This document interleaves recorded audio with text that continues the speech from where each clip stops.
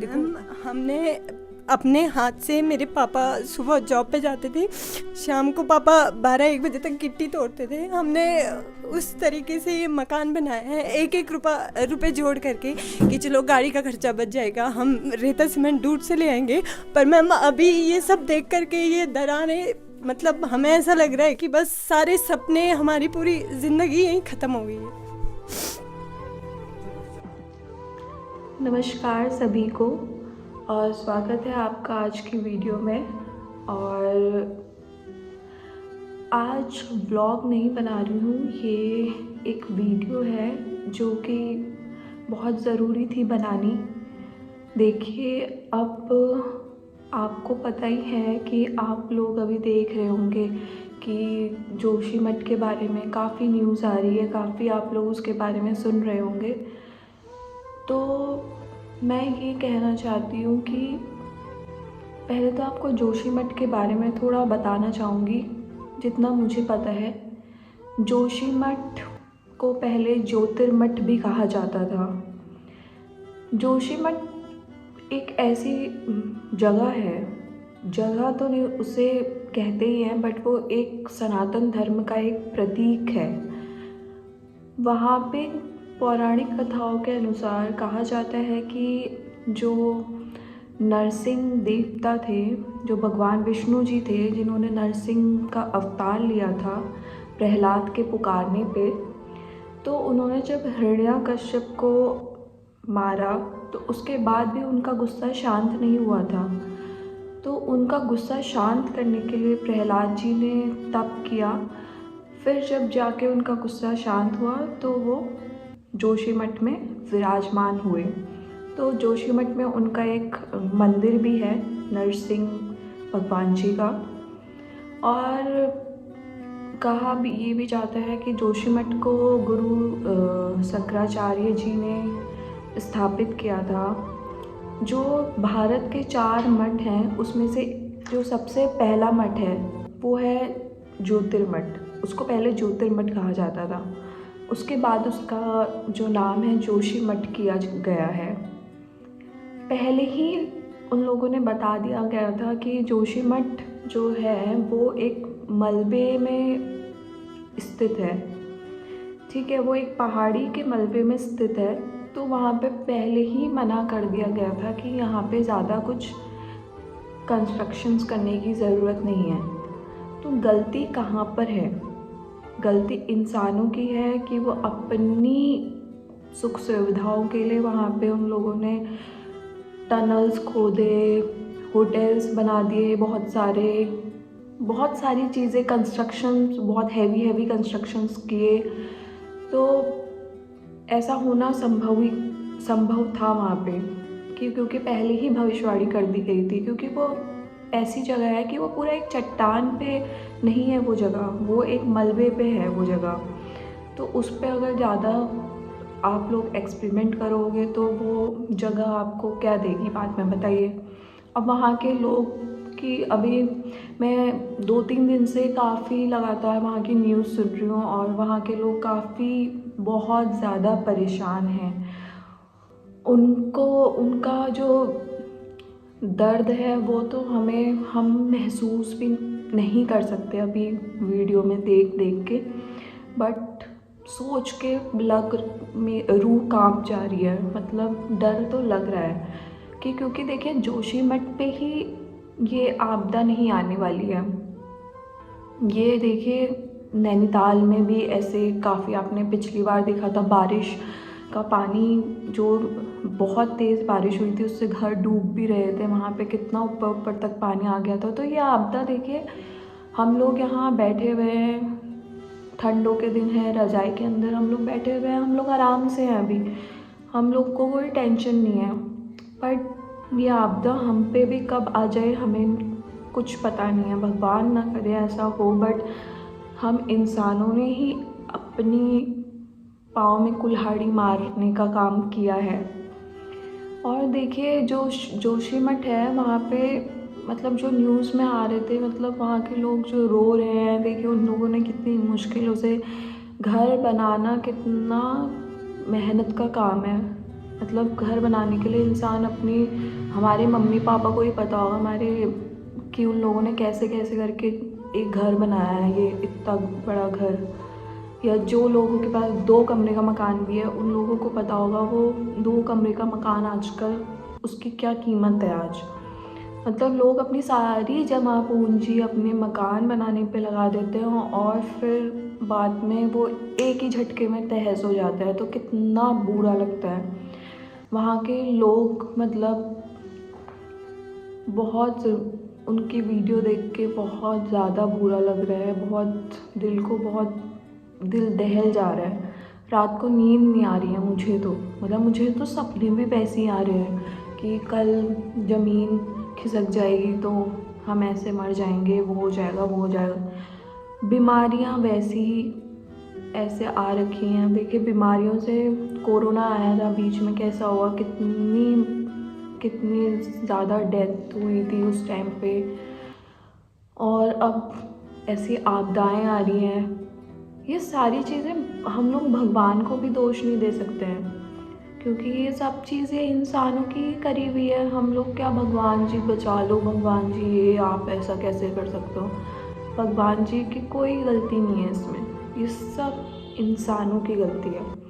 और वहाँ के लोग सरकार से निवेदन कर रहे हैं कि यहाँ के लिए कुछ कीजिए कुछ कीजिए। अब क्या कर सकती है सरकार बताइए।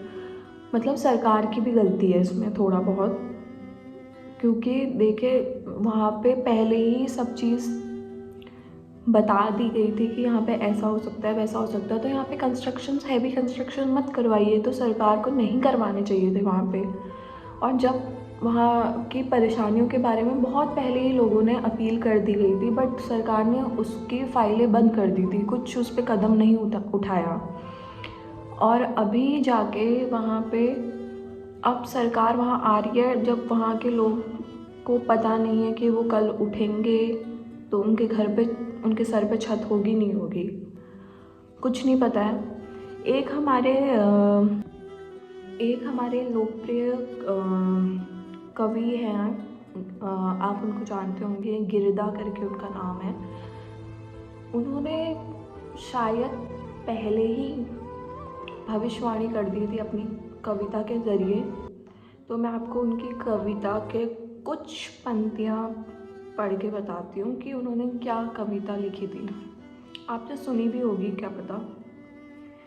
सारा पानी चूस रहे हो गंगा यमुना की धरती पर, कंकड़ पत्थर कूट रहे हो। उफ तुम्हारी ये खुदगर्जी चलेगी कब तक, ये मनमर्जी।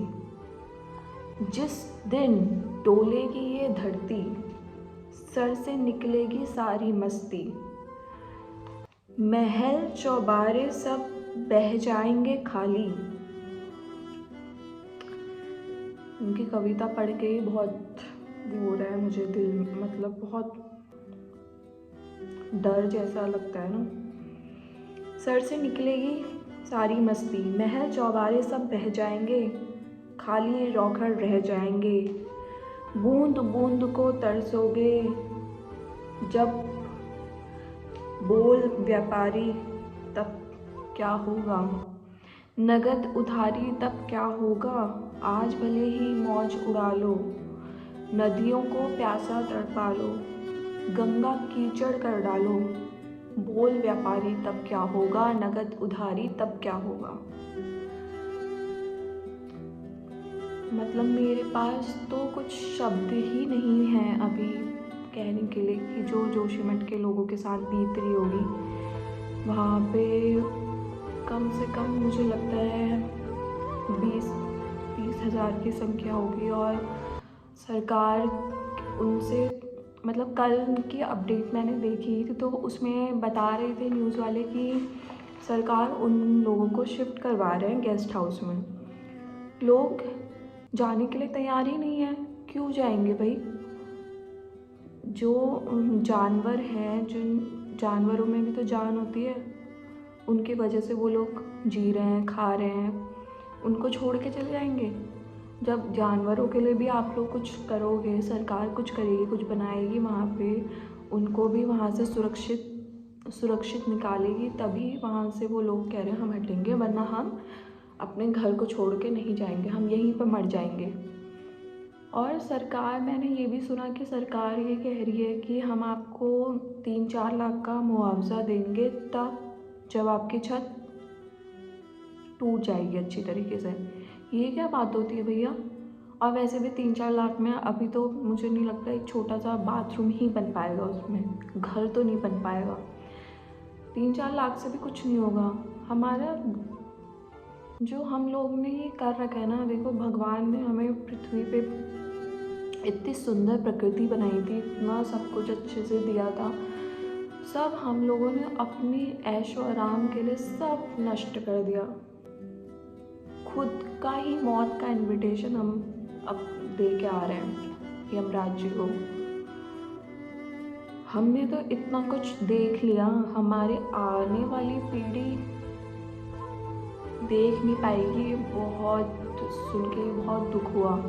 देखिए जोशीमठ अगर ख़त्म हुआ तो मतलब आपको पता ही है कि वो आपका बद्रीनाथ जाने का एक मेन रास्ता है, वहाँ से जाते हैं 4 धाम।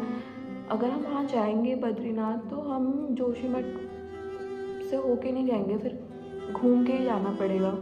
और बद्रीनाथ भी खतरे में है, बद्रीनाथ में भी दरारें आ रही हैं सुनने में आया है, और काफ़ी जगहों पे चमोली में भी न्यूज़ आ रही थी कि वहाँ भी ऐसा कुछ हो रहा है। तो मुझे नहीं लगता कि हमारे आने वाली पीढ़ी को ये सारी चीज़ें देखने को मिलेगी।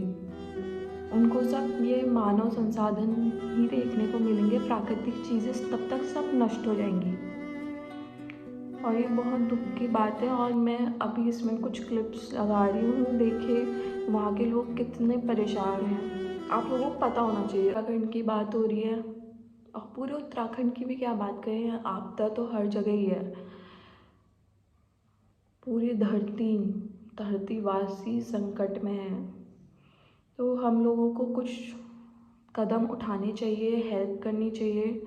और ये जितने भी कंस्ट्रक्शंस हो रहे हैं पहाड़ों में, उनको सरकार से निवेदन करते हैं हम लोग कि उनको रोक दिया जाए।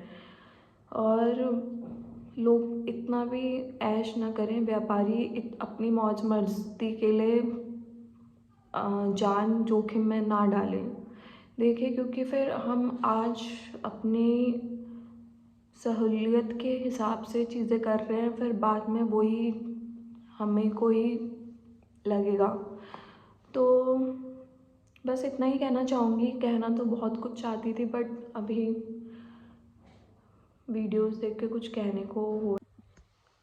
देखिए मतलब ये जो ज़मीन धंस रही है, जो ये डिज़ास्टर आपदाएं आ रही हैं, ये सिर्फ जोशीमठ की नहीं है, हमारे नैनीताल में भी इसकी कुछ न्यूज़ आई हुई है कि ऐसा वहाँ भी हो रहा है, क्रैक्स आ रहे हैं।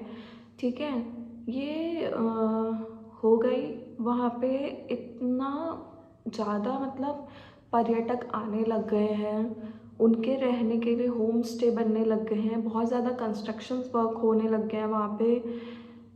तो देखिए आप पिछली बार वहाँ पे आपने देखा होगा कि वहाँ पे वो आया था बारिशों से कैसे वहाँ पे रोडें भर रही थी, डूब रहे थे घर आधे आधे उसमें, कैसा कितना ज़्यादा वहाँ पे नुकसान भी हुआ है। तो ये तो हम लोगों को समझना पड़ेगा ना कि देखिए बाहर से लोग यहाँ घूमने आते हैं, काफ़ी अच्छी बात है, हमारी प्रकृति को, हमारी जगह को लोग प्रशंसा करते हैं, प्रेम करते हैं, पसंद करते हैं, तो वो यहाँ पे घूमने आते हैं, देखने आते हैं। बट उनके यहाँ पे घूमने आने से कितना हम लोगों को कितना इफ़ेक्ट पड़ रहा है, ये भी देखिए आप। मतलब नैनीताल में 31 दिसंबर को इतनी सी भी जगह नहीं थी, वहाँ पे पूरा नैनीताल फुल था। और लोग को मतलब और लोग वहाँ से फिर जा रहे थे, भीमताल जा रहे थे रहने के लिए, जो उसके आसपास की जगह है वहाँ पे होम स्टे करने जा रहे थे। तो आप देख सकते हैं कैसा क्या क्या हो रहा है। तो बस हम लोगों को ही थोड़ा समझना पड़ेगा कि हमें अपने को कैसे बचाना है और अपनी प्रकृति को कैसे बचाना है, जितनी भी बची हुई है अब। तो इसी के साथ आज की ये वीडियो मैं यहाँ पे, अभी तो मैं निशब्द हूँ, अभी कुछ कह नहीं सकते, तो इसी के लिए आज की वीडियो मैं यहीं पर समाप्त करती हूँ। अगर आपको कुछ कहना है तो आप अपनी बातें कमेंट सेक्शन में लिख सकते हैं और ये वीडियो ज़्यादा से ज़्यादा शेयर कर सकते हैं। अगर आपको ये मेरी बातें सही लगती हैं, अगर आप मेरी बातों को